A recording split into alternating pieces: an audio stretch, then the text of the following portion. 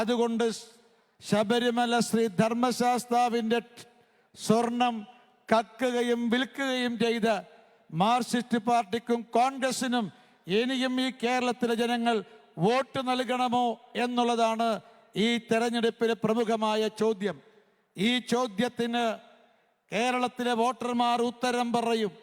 ഇനിയും അരിവാൾ ചുറ്റിക നക്ഷത്രത്തിലും കൈപ്പത്തിയിലും വോട്ട് ചെയ്താൽ ശബരിമല ഉൾപ്പെടെയുള്ള കേരളത്തിലെ ആരാധനാലയങ്ങൾ സുരക്ഷിതമാവില്ല എന്നുറപ്പാണ് പ്രിയമുള്ളവരെ.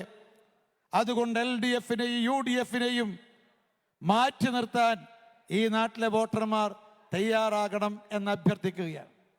മറ്റൊരു കാര്യവും കൂടി സൂചിപ്പിച്ചത്, നമുക്കെല്ലാവർക്കും അറിയാം, മാർക്സിസ്റ്റ് പാർട്ടിയും കോൺഗ്രസും രണ്ടല്ല ഒന്നാണെന്ന് പറയാൻ മറ്റൊരു ഉദാഹരണം, കോൺഗ്രസും മാർക്സിസ്റ്റ് പാർട്ടിയും കോൺഗ്രസും അവരുടെ നേതൃത്വത്തിലുള്ള മുന്നണികൾ അധികാരത്തിൽ വന്നാൽ ആരാണ് ആ ഗവൺമെന്റിനെ നിയന്ത്രിക്കുക?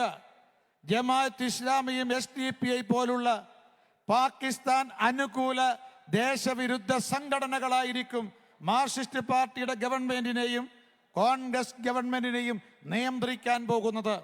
അതുകൊണ്ട് എന്താ ഉണ്ടാകാൻ പോകുന്നത്?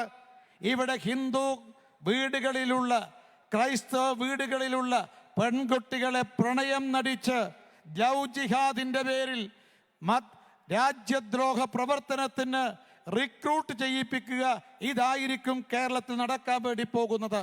നാം കൈപ്പത്തിയിൽ വോട്ട് ചെയ്താലും അരിവാൾ ചുറ്റിക നക്ഷത്രത്തിൽ വോട്ട് ചെയ്താലും ഞാൻ സൂചിപ്പിച്ചതുപോലെ ഹിന്ദു ഭവനങ്ങളിലെ, ക്രൈസ്തവ ഭവനങ്ങളിലെ പെൺകുട്ടികളെ പ്രണയം നടിച്ച് രാജ്യദ്രോഹ പ്രവർത്തനത്തിന് റിക്രൂട്ട് ചെയ്യുന്ന പ്രവർത്തനമായിരിക്കും കേരളത്തിൽ നടക്കാൻ വേണ്ടി പോകുന്നത്.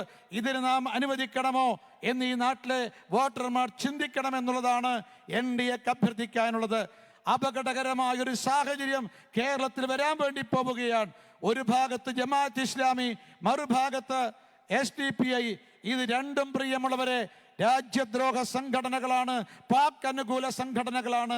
ഈ രണ്ട് സംഘടനകളുമായിട്ടാണ് മാർക്സിസ്റ്റ് പാർട്ടിയും കോൺഗ്രസും സഖ്യവും സഹകരണവും ഉണ്ടാക്കിയത്.